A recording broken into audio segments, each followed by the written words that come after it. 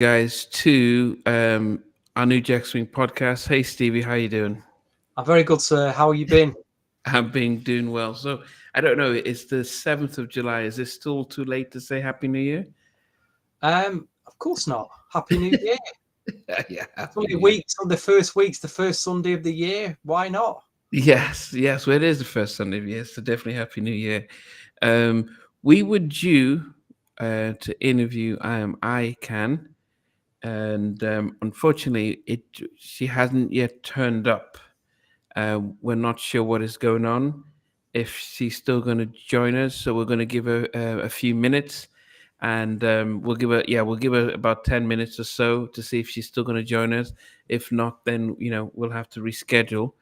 But it is good to see you. And how was your New Year's? I'm just going to say I'm liking your new uniform, Namdi. Well, for those who can't Matching see, uniforms. yes, it is. Yes, the new Jack Swing podcast. It's available on the YouTube channel. If you, Tell you what, get yours now, limited quantity, because in years to yes, come they'll be on eBay selling for like £2,000 each. So grab they them are going to while be. you can. But yes, also, some people might be wondering where's Sheldon, but so because we were interviewing today, so it was myself and Stevie doing the interview. But next week, Sheldon returns as we have our go to our I don't even know what episode we're on, episode 16 or 17 of the podcast, when we're going to be going down our top 10 tracks by Jimmy Jam and Terry Lewis. Now that is going to be golden. Have you even started your top 10 compilation? I have thought about it because I'm looking at Jimmy Jam. Obviously, they had a lot of stuff in the 80s and a lot of stuff in the 90s. And again, it's going to be so difficult because, the stuff that you heard in the 80s was kind of different to what you heard in the 90s with the production and the beat. So, I've got my favourite 80s Jam and Lewis production. I've got my favourite 90s. It could be a top 20. Yeah. A top 10 of their 80s stuff and a top 10 of the 90s. So, could be a long one. Sheldon always shows up, so it could be a long one. That we'll see. Yeah, so that's next They week. did, Yeah. obviously, as well as the R&B and the soul stuff. They did a bit of pop as well. You know, Human League, yes. that people may have forgotten about. Yeah. They even did some really good records in like the 2000s as well. Some very strong stuff with Mary J, Cheryl Lynn, a few other Yeah, people. I think they did stuff with Usher as well. Yep. Yeah, they Yeah. did stuff They've done a lot of, they've been, it's 4 decades worth of stuff there yeah. to get through.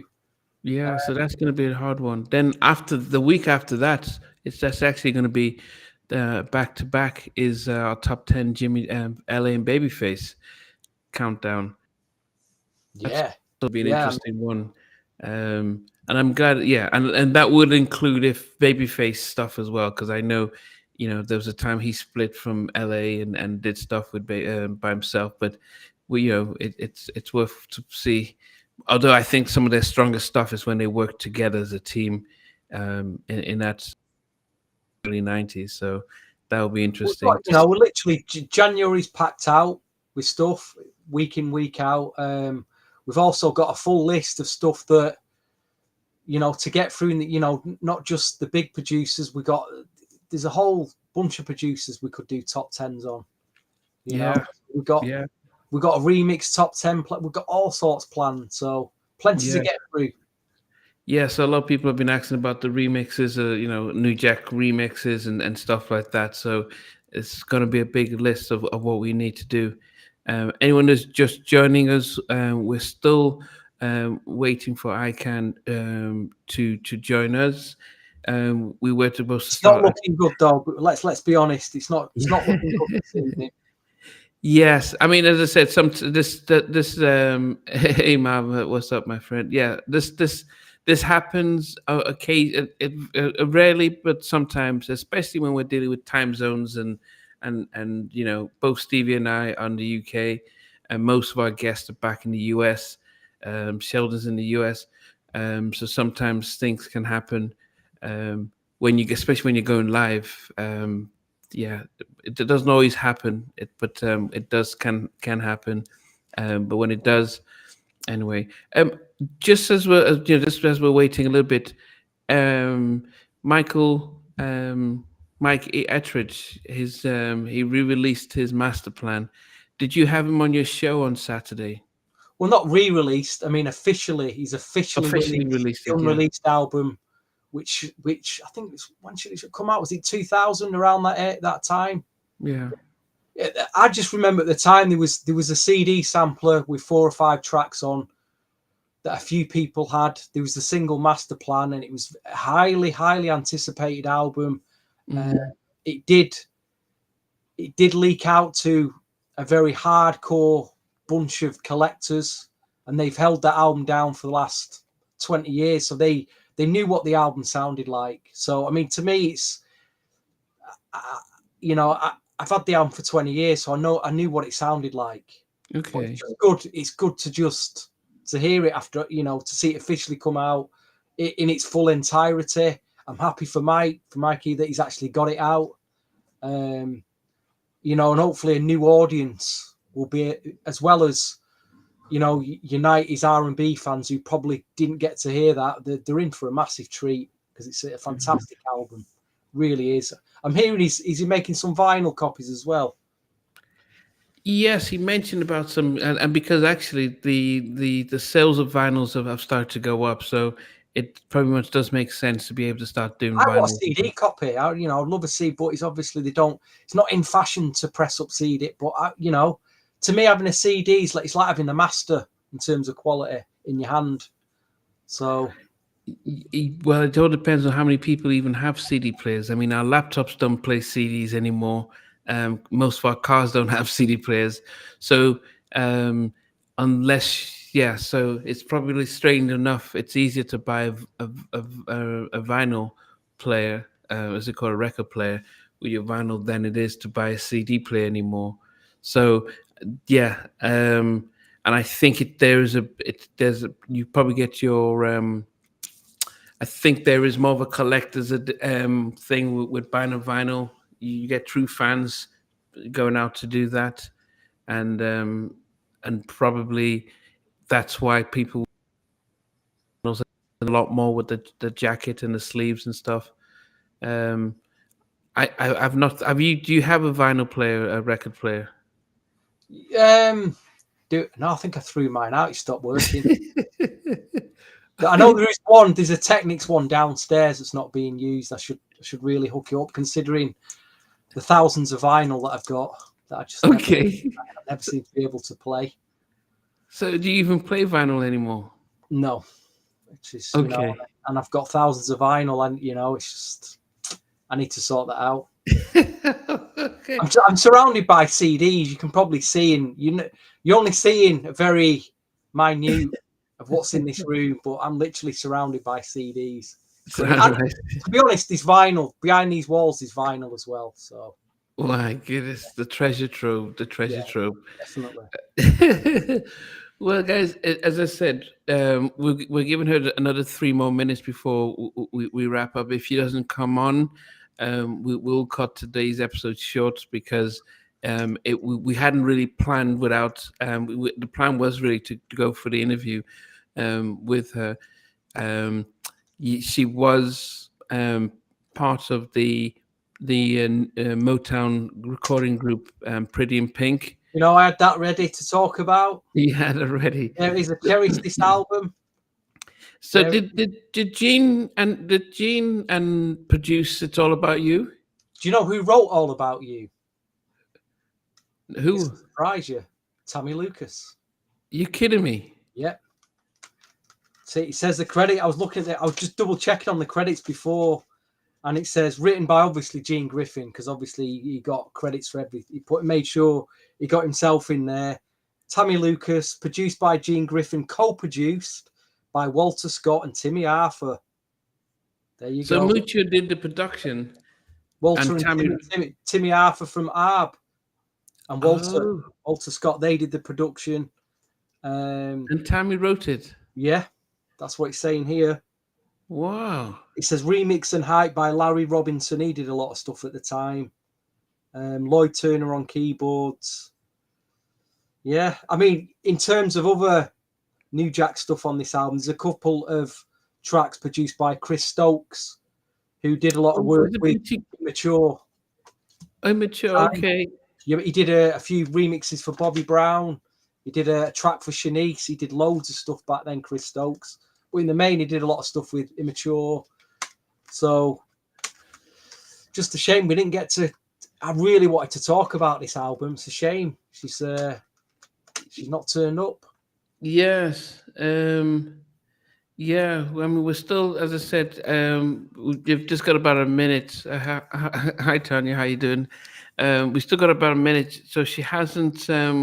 We were due to go live with her at 26 minutes ago. I have got a story about this album actually. Go ahead. Because I'll probably never get to tell it now, so I might as well tell you lot while we're live. It was my local import record store that I go to on like a Saturday mornings that got all the latest R&B and New Jack in at the time in 1991.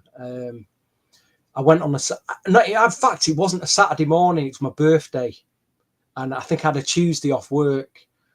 And I just went in the store to see what had come out. And this was in the racks. And I kind of felt, I picked up and I thought, can I leave the store? Because I'd never heard of them. I thought, can I leave the store with 5 girls called Pretty in Pink? I felt a bit, and even the guy behind the counter, his name was Chris at the time, was in the shop.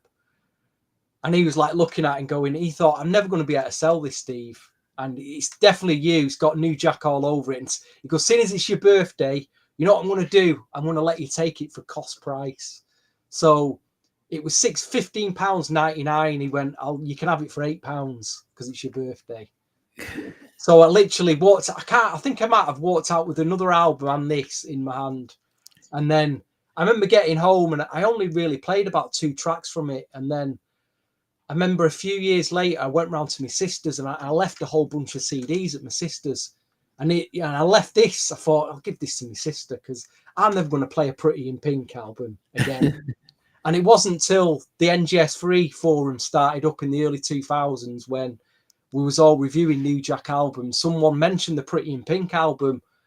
And I'm like, I had that album. Where is it? And then I remembered. I was like, oh my God, I left it at my sister's with like an Angie single as well. There's an Angie. And I thought, I've got to go back to my sister's and get them. I had to I rung my sister up, them CDs that I left about 20 years ago. They're still there. And I came round and I got them all back. So luckily, I've held on to this. So, but when you got them, when you were listening to the CD, did you not see Gene Griffin and Mucho and think? That's why I bought it. I bought it because I looked at the credits in the shop at the time. It's just said all I knew was Gene Griffin. I thought, right, I'll buy that. I'll get it for that Gene Griffin track. And I remember at the time I wasn't too hot on the album. I thought it needed some more big producers on it. But now I listen to it now and there's some great stuff on it. It's a shame it didn't really take off. Yeah. There'll be a few others who've got this album that know what I'm talking about. They released a single called Dreams, which is a very David Fosterist type ballad. Yeah, you fall asleep when you're listening to it. And I'm like, why did you release that when there were so many other single choices on it? So, maybe that's why it died a death because they didn't follow up on some good singles, What year did it come out? 91. So it would have been like the beginning of the autumn of 1991. Well, I'm surprised. I mean, was New? Okay, Boys to Men would have been out by that time. Yeah, so they could have piggyback off of that success. I just wonder why it just didn't.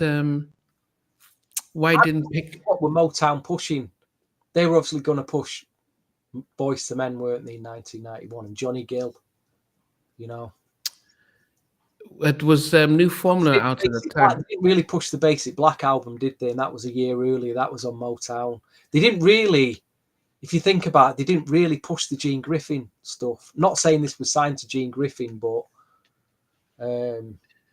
she would have. It's a shame she's not here to tell us, so we'll never know. Yeah. Okay. Well, guys, you could have had a falling out with a group. Who knows? It could have all disbanded like most groups. I just don't know. Yeah, and yeah, and you know, looking at her interview on Video Soul, you know, with Chaka Khan involved, you'd have thought that actually she could have opened doors, and they had a good story about Chaka's daughter, in a group, and you know what that can do. In fact, she was recently when Chaka Khan had her verses with Stephanie Mills.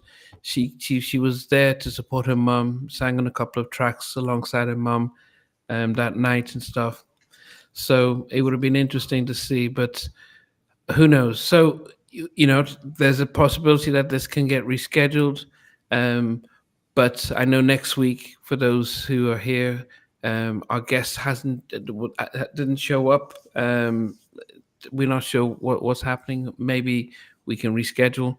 But next week, actually, our top 10 Jimmy Jam and Terry Lewis productions. So that's going to be really interesting. We're starting at an hour earlier, so tune in for that.